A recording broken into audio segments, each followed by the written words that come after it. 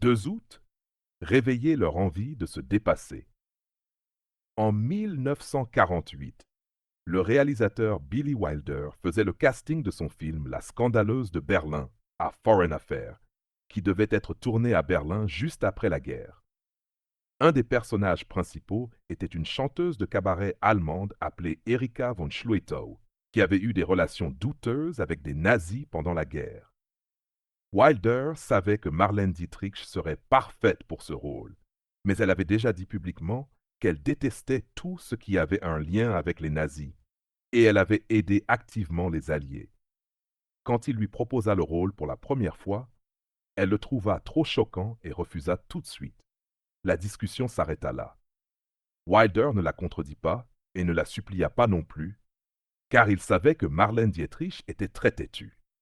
À la place, il lui dit qu'il avait trouvé 2 actrices américaines qui seraient idéales pour le rôle, mais qu'il voulait avoir son avis pour savoir laquelle choisir. Il lui demanda si elle pouvait regarder leurs essais. Se sentant un peu coupable d'avoir repoussé son vieil ami Wilder, Dietrich accepta. Wilder avait choisi exprès 2 actrices qu'il savait très mauvaises pour jouer une chanteuse de cabaret séduisante. Son plan fonctionna parfaitement. Dietrich, qui était très compétitive, fut choquée par leur performance et accepta immédiatement de prendre le rôle. Leçon du jour.